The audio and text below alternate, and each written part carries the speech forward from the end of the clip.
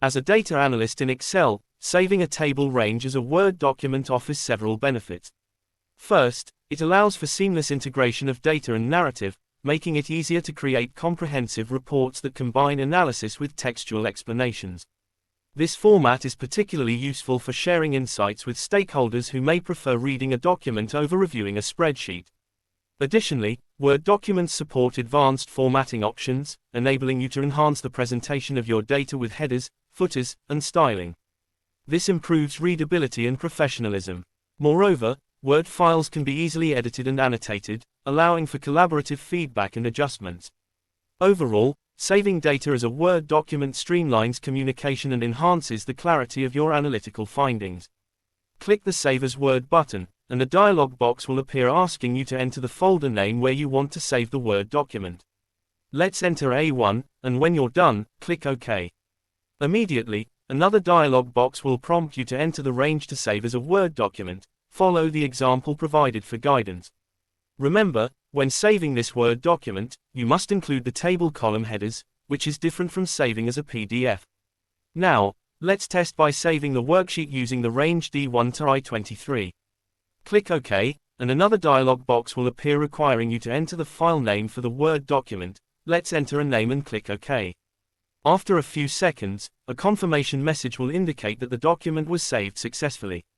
Click OK and navigate to the folder with the saved documents to open the Word document. Since we saved it including all these shapes, this is how the Word document appears. Always ensure that you include ranges that do not contain shapes.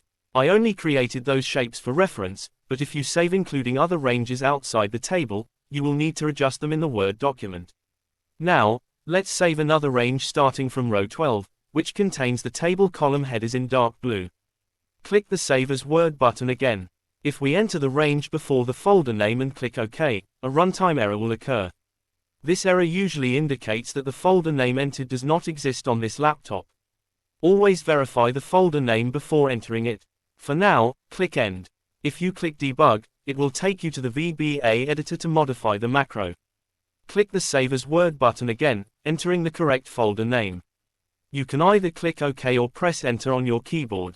For the range, enter D12 to K50, then click OK and enter the desired name for the Word document before clicking OK.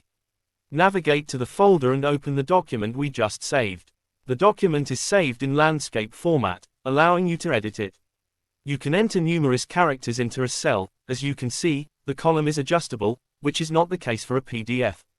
Now, let's try saving a different file with a cell that contains many characters. In cell H13, input several characters. Notice that the table did not adjust to display all the characters. Let's repeat the saving process, ensuring that the cell with many characters is included in the range, and then navigate to the folder to open the document. The macro has automatically adjusted the saved document to fit all the characters from cell H13, making them visible. This demonstrates how effective this macro is, as the Word file remains editable even after adjustments. This is how an Excel worksheet is saved as a Word document. In conclusion, we have covered how to use this feature to enhance your Excel experience. If you'd like to learn how other features work, please watch my full tutorial on automating tasks in Excel with macros and VBA. I've included the link in the video description below. Thank you for watching, and don't forget to like, share, and subscribe for more upcoming content.